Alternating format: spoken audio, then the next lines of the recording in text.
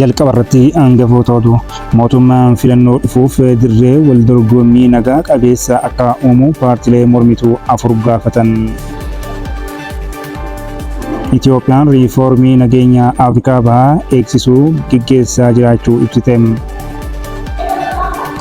Loltoonni Israa'elii gareen gootota Filisxeem bilisa baasan ministeera muummee Israa'el sheexanii haayoodhaan wal arguu diddeen. Ashama harka fuunee daawwattoota toora YouTube chaanalii Ardii Miidiyaa Neetwoorkii fi pilaatfoormii Tiiktookii fi Feesbuuk Telegiraamaan warreen hordofaa jirtan nageenye waaqa rabbii bakka jirtanis isin haa qaqqabu. Amma balballoomii oduu guyyaa irraatiif qabannetti ceenaa nu duukaa tura. Mootummaan filannoo dhufuuf dirree wal dorgommii nagaa qabeessa akka uumu paartilee mormituu 4 gaafatan.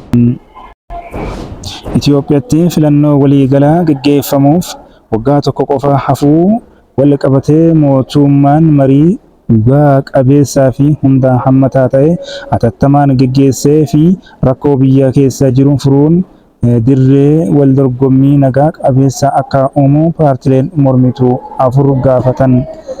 Paartileen kunneen ibsa caamsaa 12/2025 baasaniin bu'aa qabeessummaa qabsoo karaa nagaa mootummaan hidhamtoota siyaasaa paartii warraaqsaa uummattoota Itoophiyaa fi paartii innaatii dabalatee jaarmiyaan siyaasaa 4 kunneen haalli biyyattii filannoo dhufaa jiruuf dirree mijataa kan uumu akka hin taane kaasaniiru. Waraanni Amaaraa fi Oromiyaa keessatti itti fufee jira.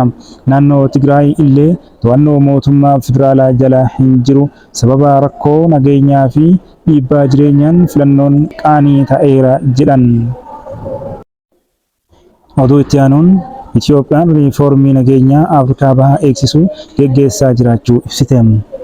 Itoophiyaan riifoormii biyyarraa darbee nageenyaa fi tasgabbii naannawa Afrikaa bahaa eegsisuu dandeessisuu hojiirra oolchaa akka jirtu beeksiste. Kunis walgahii dhaabbilee tajaajila odeeffannoo fi nageenya biyyoota baha Afrikaa Itoophiyaa keessatti gaggeeffamaa jiru irratti ibsame. Walgahicha irratti Daayirektarri olaanaa tajaajila odeeffannoo fi nageenya biyyaalessaa Ambaasaadar Reediwaan Huseen naannawaan baha Afrikaa waggoota 10 darbanitti rakkoon nagaa keessoo saamicha galaanaa haleellaa saayibeerii daldala namaa fi qormaata kana fakkaatan mudachuu ibsaniiru. Itti dabaluunis Itoophiyaan biyyarraa darbee naannichatti nageenya mirkaneessuuf riifoormii gochaa akka jirtu dubbataniiru. Rakkoolee mudachaa jiran hiikuuf waliin hojjechuun akka barbaachisus kaasaniiru. Oduu xumuraaf qabanneen loltoonni Israa'elii gareen gootota Hamas yookaan Filisxeem bilisa baasan ministeera muummee Israa'elii sheexaniyahuudhaan wal arguu didde. Marii araaraa Ameerikaa fi garee Hamas jidduutti gaggeeffamaa jiruun booji'amaan kaleessa bilisa ba'e loltoonni Israa'el kan lammummaa Israa'el Ameerikaa qabuu fi muummicha ministeera Israa'el isa qunnamuuf hawwiin eegaa ture nama idaan Alexander muummicha ministeera isaatiin wal arguu akka dide miidiyaan Israa'el chaanaaliin 12 gabaaseera. Loltuchi erga viidiyoodhaan kaleessa karaa chaanaalii garee Hamas tamsa'een waliigalteen dhukaasa dhaabuu mallattaa'ee yeroo baay'ee kan fashalaa'ee muummicha ministeera Israa'eliin akka ta'e dubbate.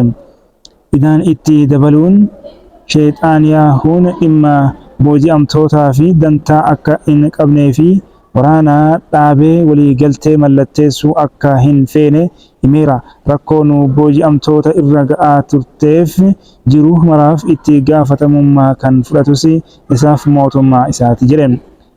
Sheexaniyahuun mootummaa abbaa irreeti kan jedhe loltuun Israa'el Hamasiin booji'ame kun mootummaan Ameerikaa Doonaald Tiraampiin dorfamu sobaa fi shira isaatiin gowwoomfamaniirus jedhame. Daawwattootaa fi dhaggeeffattoota toora YouTube chaanalii Ardii Miidiyaa Neetwoorkii toorri keenya kan dura waan gubateef kana subscribe gochuudhaan maatii keenya ta'a. isa haarawaa kan TikTokis follow gochuudhaan maatii keenya ta'a oduu biraa hanga qabadhee deebi'utti nagaatti tura.